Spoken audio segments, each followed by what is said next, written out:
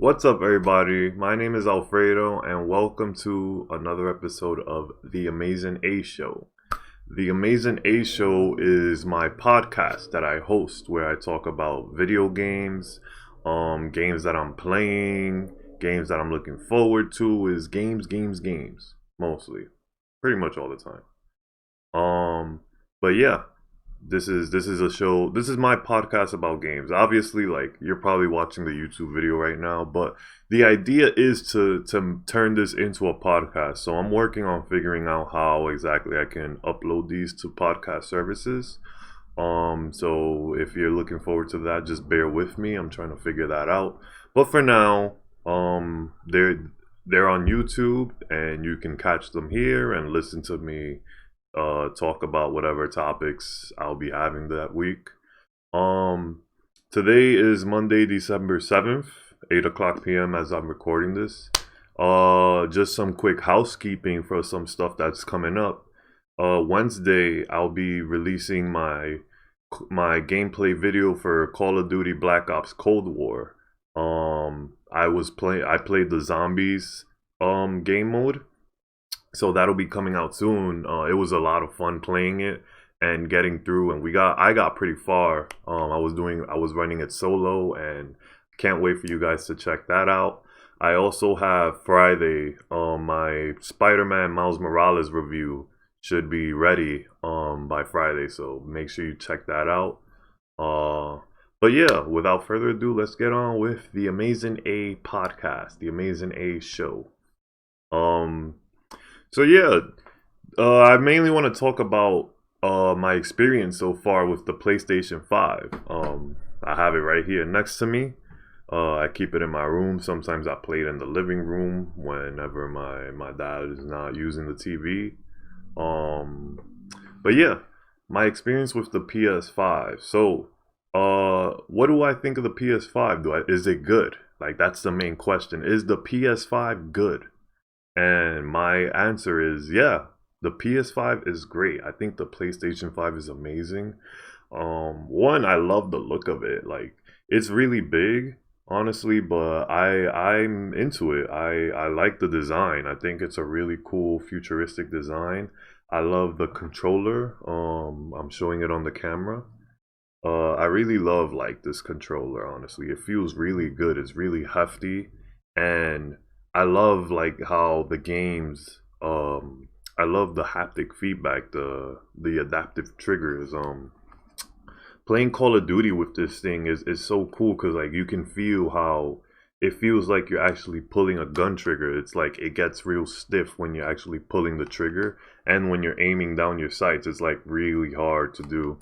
Um, and the vibration too itself, like each gun apparently feels different. I haven't really experienced too many different guns, but that's how that's the claim that Activision has made. um but yeah, i've I haven't played too much Call of Duty. The first game I played on my PS5 was Astro's Playroom, and I was gonna make a review for that, but it just didn't really work out. I didn't really get around to completing the review itself. But in short, so Astro's Playroom is a 3D platformer. You know, it's a tech demo. It's meant to demonstrate what the PlayStation 5 is capable of. And in Astro's Playroom, you play as this little character named Astro, and you're just going through levels, exploring different parts of the world. So the levels are designed. It's meant to like take place inside of a PS5, actually. So like the worlds are designed like if they're components inside the PlayStation 5, which is really cool. Um, because they make it look like a beach or whatever, but then you'll see like parts. So that's really cool, and you just play as that character. And honestly, that game's really cool for what it demonstrates with the controller. When you're walking on different surfaces, like if you're walking on grass, it feels like you feel like some ruffling in the controller. And immediately, if you go from walking on grass to walking on metal, there's a whole different feeling, a whole different like feedback vibration in the controller. So it's honestly really cool, and it's just the things that that game shows you with the controller is amazing. Also, the game itself is like a love letter to PlayStation, to the PlayStation legacy. Um, all of the a lot you'll see like a lot of like different little characters in the background that are made to look like PlayStation characters from other games from the history of PlayStation all the way from the beginning. Honestly, I saw an Ape Escape reference, and I was like, yo, that's so cool, because like, you know, I thought at this point Ape Escape is pretty much dead. Like the last game they had was on PS3, I believe. And it wasn't even like that. The last one that I thought was really good was the one on PS2. The references to the old PlayStation characters are really cool, and there's like hundreds of them. Or maybe I'm exaggerating, but there's so many references. The worlds, the levels themselves look really cool. It's a short experience. I beat it. I think it took me about maybe 6 or 7 hours to get through, but um it's really fun. You're collecting um different accessories and consoles. Like you're actually, when you beat a level, there's 4 levels, right? Um and each level, at the end of each level, you collect like an actual PlayStation. So like there's a PS1 themed level, there's a PS2 themed level, 3 and 4. Um and at the end of those levels, like you actually collect a system, the system itself, and you're building out this museum, this PlayStation museum, with all the collectibles that you find in the levels. And each one is really cool, and it's really different the way they look. The mechanics wise, there's so many. Um, and in every level, there's like a gimmick where your character, the little Astro character, he'll turn into um he'll use like a mechanic. So in the jungle one, he'll turn into like a monkey, and you can start climbing using motion. So like you tilt the stick and you grab to like climb the vines. There's one where you use the touchpad, um and he's in a ball, so you have to roll the ball by sliding your finger around on the touchpad. It's honestly, the game itself, it's really cool. It honestly, it exceeded my expectations, because usually when you get like a little free demo or a game on with a console, like it's usually something small. It doesn't really do much but showcase like a little bit of what the tech can do. But this feels almost like a full-fledged game. Honestly, the game itself, um it feels like a love letter to PlayStation, like I said before, but it feels complete in a way. Like this doesn't feel like just some random like pack-in, some, you know, it doesn't feel like a demo, like a small little demo. It feels like something that you can actually complete. And which I did. I completed. I collected all the systems, all the accessories, and it was a blast to do. I got all the trophies, all the main trophies. I got the platinum trophy for Astro's Playroom. And I definitely recommend it. If you pick up a PS5, like definitely check that out, because it's actually a really fun game, and it'll surprise you the different things that the game does, and like the way it showcases especially what the controller can do. Um so for anyone out there who like is picking up a PlayStation 5 or has picked up a PS5 and hasn't tried it out, make sure you try it out. It's you'll be surprised with what you find in that game. Um but moving on, so like that's continuing with my thoughts on the PlayStation 5, right? That game showcases how fast the system is. When you start up a game, it just loads up like really quick. It doesn't take too much time. Um, a new feature that's in the PS5 are the activity cards, and basically like if you press the home button, you'll slide up the control menu, and you'll be able to like, you can jump to different sections of the game. Um, so let's say if you have like progress in a certain part of the game or in different parts, like for Astro, Like, let's say you're missing a collectible in one of the levels, you can just hit the control menu and it'll just show you that right there, your percentage in each level, and you'll have the option to just jump to that level if you really want to, if you want to just continue where you left off there or restart it or whatever. So that's a cool, neat feature that isn't like, you don't need to do it from the game. The control menu just does it itself. It's a built-in PS5 feature, and most games are trying to make use of that. Hopefully, I know all the first party exclusives are going to use it, but I'm hoping that more third parties take advantage and just use that feature. Yeah, I was playing Spider-Man. I beat Spider-Man. I have the review coming out Friday. And I didn't use the feature there just because I enjoyed swinging around, and once you get on the map, you're able to fast travel wherever you want. But I did notice that a lot of times when I pressed the PS button, I would get like the progression I have in different things, and I'll have the option to just jump to that. So that's really cool. That's a feature I definitely like on the PS5. Download speeds and install speeds are definitely faster. I've noticed, like, I remember stuff used to take forever on the PS4. It's instantly on the PS5. Speaking of instantly load, in Spider-Man there are no load times. So you're able to just jump from one place to another if you want to fast travel. If you're playing Spider-Man on the PS4 version, you get a loading screen and you'll have to wait I don't know how long for the game to load you to that spot. But on the PS5 it's instantly, like, there's no load screen. Like, you want to fast travel or whatever, you get in, you press the button, I want to go here, and like 2 seconds that you see Spider-Man walk out of a little train station. So honestly, that's really cool. Definitely worth checking out. As I sip my water. The games look really good. Spider-Man, Astro Bot, they look really clean, really fresh. It looks like a good upgrade, a significant upgrade from the PS4.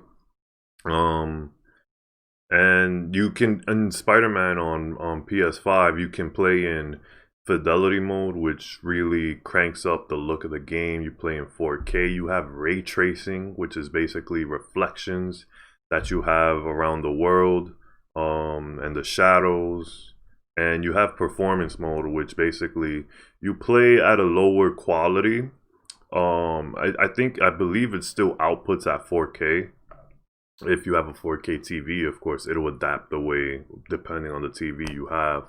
But if you can play on performance mode and it'll run at 60 frames per second, so it'll look really smooth as you play the game. That's for Spider-Man, of course. So the PS5 is able to play games whether you wanted to play it at a really high fidelity or just push 60 frames, unless there are games that support both 4K and 60 frames at the same time, then that'll be even better. And hopefully there are some games that do support that, especially backwards compatible PS4 games. That's something I really want to be able to check out in the future.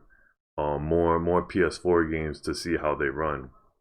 So far, I've been playing Overcooked 2 with my girlfriend. It's a PS4 game. It's a cooking game, and it's really fun. It gets really intense just playing that game co-op together.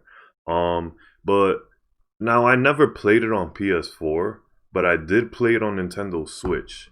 And I remember the load times on that game were really, like, just egregious. It was really slow. It took forever to load.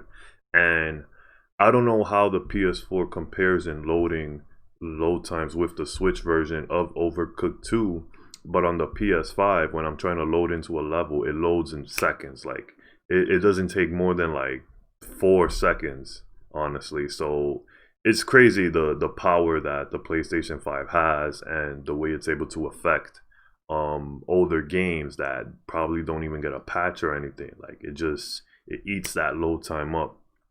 I was playing Crash 4, It's About Time, and I remember on PS4, like, the load times to get into levels, it definitely took a while to get in.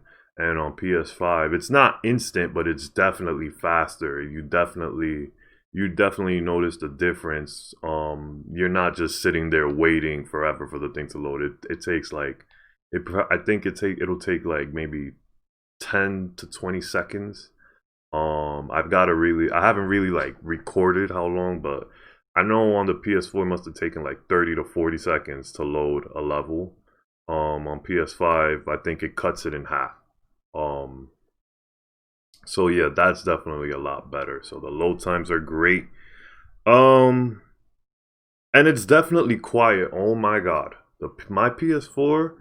I have a launch PS4 from 2013, and it sounds like an airplane about to take off. It's so loud. The PlayStation 5, absolute quiet. Now, it's quiet. It's very quiet, but if you're playing a game off the disc, there will be times where like you'll just hear the disc like it's reading or scanning the disc. Like out of nowhere you'll just hear a little like a whoosh sound for a while, for a few seconds, but it doesn't it's rare. It's few and far in between. Like it does not happen often. Um like I don't notice it, honestly. Sometimes I notice it, but it's just for a few seconds and then it's done. So honestly, it's not a big deal. If you're playing games digitally, you probably won't hear it at all. But if you're playing a game off the disc and you're putting it into your disc, PlayStation 5, then a few times you might just hear it like scanning the disc, like just randomly in the middle of a game. But again, not a big deal. It's just for a few seconds. It does not ruin your play experience at all. Um, but yeah, the menu itself, I think the design is good of the menu. I like how you just have your games there. You have games and media, and everything is easy to access. Especially the PlayStation Store, you don't have to wait for the PS Store to load because it's part of the main menu. So it's not a separate app. It's like you can just search up a game in the main menu of the PS5 and just find it, buy it, download whatever you want to do, and you don't have to like wait the long loading of how it was on the PS4 when you wanted to load up the PlayStation Store. So that's really cool. I'm definitely into that. Um, but yeah, overall, I love. Oh, but for the menu, I wish it wasn't like it feels dark, and I wish there was a little more personalization with the colors. Like I wish you could maybe just change the tone a little bit, the color tone. But besides that, overall, I love playing the PlayStation 5. I've been having a blast with my PS5 since I got it.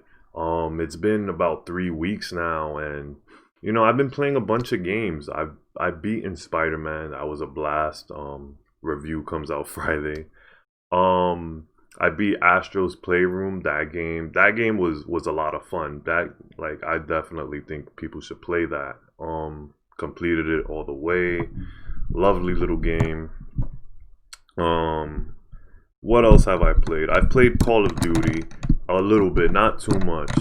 But playing Call of Duty's been a lot of fun. The little bit that I've played, I'm not hooked into it, but like the times that I play, I have fun. I enjoy doing a couple online matches. What I played of zombies was really cool. Hopefully, I'm definitely gonna do more videos on zombies. Um, but the look of Call of Duty, it looks really good. The quality is definitely there. I believe there are options to turn off ray tracing, but I don't know if it'll do anything. I haven't turned it off. It runs smooth, the game. Um, but I haven't played too much of it.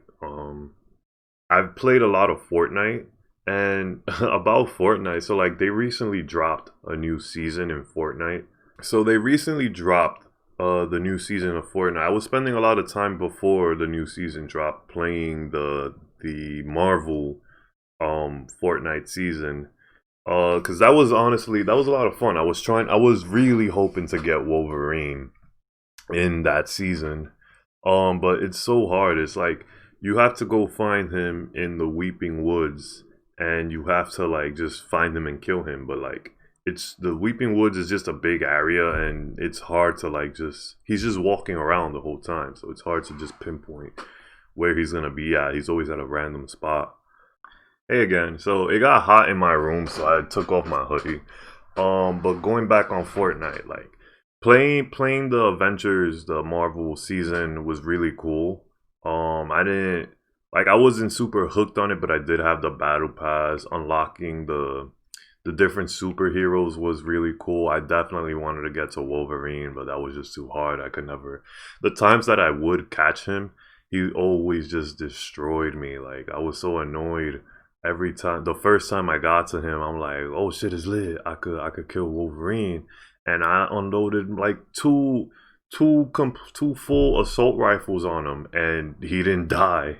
And he just came and he does some really powerful slashing attacks, and he just destroyed me. Um, but recently the new season dropped of Fortnite, and it's pretty cool. They added in the Mandalorian and and some other new characters, which is fine for the battle pass.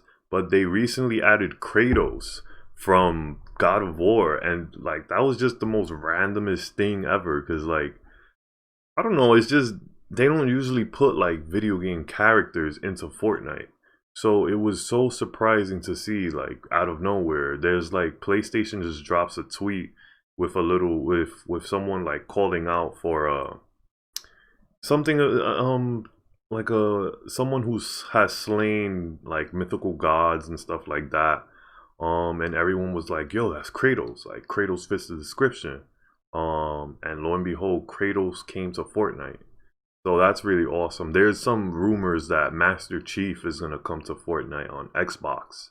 So people will be able to pick him up when that drops. So I think that's awesome. It's awesome that, you know, Fortnite is like one of the biggest games on all these platforms. They should definitely be letting people, at least they should definitely be putting in video game characters into Fortnite.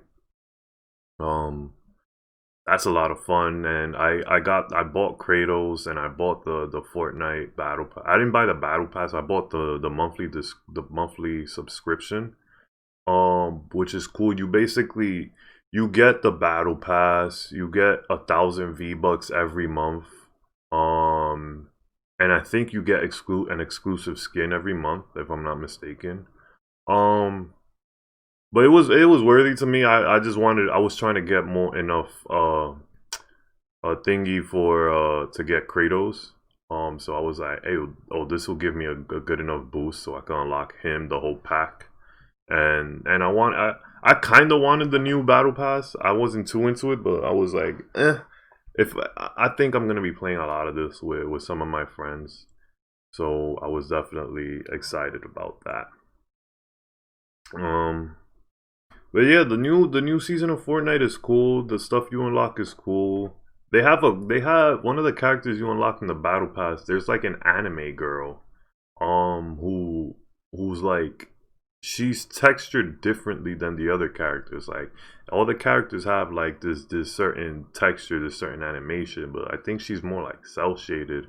So it's really interesting, and she has this suit that she can transform into this ninja armor type of thing, samurai ninja, something like that. So it looks really cool. I hope I can unlock that soon. But yeah, I just wanted to get like the Mandalorian looks cool. I've not watched the show. I'm not really the biggest Star Wars guy, but the outfit itself looks cool, and I like buying Fortnite seasons. I like unlocking the stuff, the characters there. I play Fortnite. My friends play Warzone. I don't play Warzone because, well, one, I don't know. It's just not as fun for me to play Warzone that the way Fortnite is. I just find it more fun, more easier to play. I get killed. I'm good at Fortnite. I'm not good, but I'm like I do better in Fortnite than I do at Warzone. So like I just rather do that. I get wins in Fortnite. I don't get wins in Warzone. Um, but yeah, I definitely want to keep on playing Fortnite and unlock as much as I can. Continue to see how it ends. The end of the last season ended with basically, what's his name, Galactus, the villain, one of the Marvel villains. He got to the Fortnite world, and it was like a huge raid where everyone together had to like take him down at the same time. So that was really awesome the way they ended it, and there was like this whole clash, and it looked like the Big Bang, honestly, I think. And there was a huge flash, and the whole world changed, and now there's like a little desert in the middle of the map with like a bunch of crystals, and it's really cool. I like Fortnite. They brought back Tilted Towers, but it's called Salty Towers. And it's basically kind of the same location, but it's in the middle of like the desert area. So that looks really cool. I can't wait to play more Fortnite and unlock everything and see what else happens. But the funny thing with the monthly subscription is that if you're paying like $12 a month, right? And you get the battle pass with it. But I don't do people like who wants to pay $12 for 2 months if they're gonna get if the battle pass won't change? Because I believe Fortnite seasons last like 2 to 3 months. I think this last one lasted like it was from September to November, so that's like 3 months right there. So I guess the incentive is that you just get 1,000 V-Bucks every month, but $12 for 1,000 V-Bucks, that's not like you're just paying more than what you're getting. I don't know. But so I might just cancel my subscription of Fortnite before the month ends because I don't want to get charged if there's no new season, there's no new battle pass next month. So we'll see how they incentivize people. I think they're also giving away free Disney Plus, so that's cool. You get 2 months of Disney Plus, I believe. So, but I don't know. It's one of my friends has Disney Plus, so I just use it there. But yeah. What else? What else? Oh, to wrap up on Fortnite. So I've been playing a lot of Fortnite. That's really cool. I already spoke about Overcooked 2. I've been playing Kingdom Hearts Melody of Memory.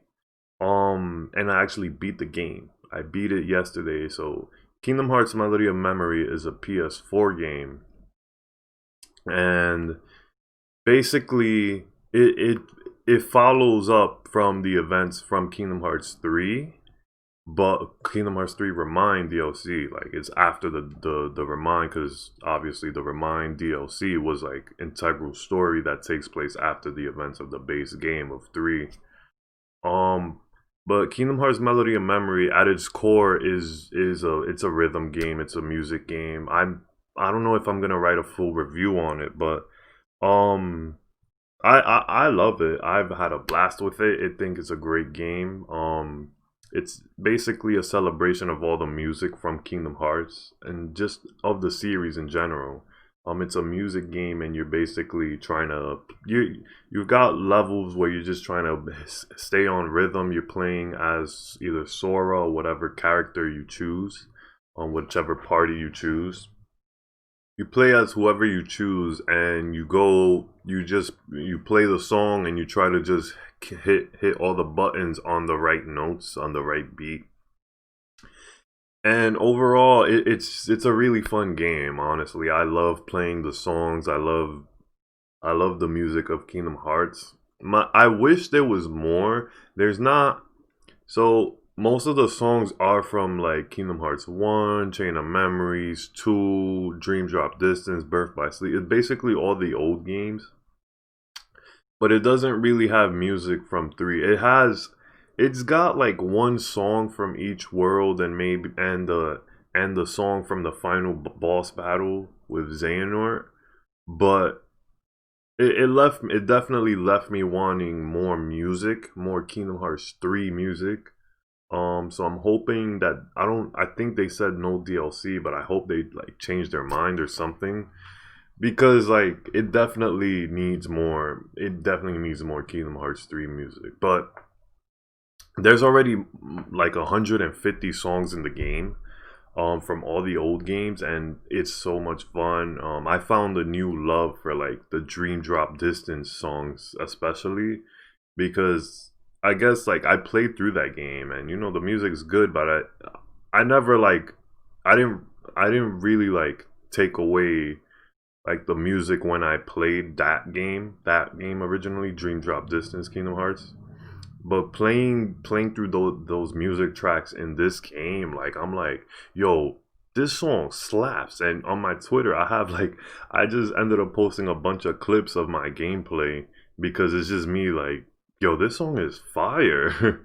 Honestly, and it's like it's not like I didn't play it before. It's just I didn't remember at the time because you know when you playing through the game, the regular Kingdom Hearts games, you're fighting and you know you hear the music, but you're more focused on the fight than the music. But since in this game you're focused on the music, it's like you find a new love for these songs, for all these tracks in the games, and you know just shout out to Yoko Shimomura and I think all the songs are mainly composed by her and anyone else involved in the music creation for Kingdom Hearts, because like the Kingdom Hearts music is just really huge and it's definitely one of the best things about the Kingdom Hearts series. So I definitely recommend it if you're a Kingdom Hearts fan, if you like the music of Kingdom Hearts, definitely pick up Melody of Memory. You're gonna have a blast. Like so much fun to play. You've got different difficulties, different styles to play. It's definitely something worth picking up. There's not a lot of story in the game, so it definitely it takes place after Kingdom Hearts 3, but it's the whole most of the whole game, the whole like story mode is Kairi retelling stuff that happened throughout the series. So she tells the story of like Kingdom Hearts 1 at certain parts, talks about every single game in the Kingdom Hearts series. She pops up and like she'll just tell like a quick summary and they're showing some cutscenes.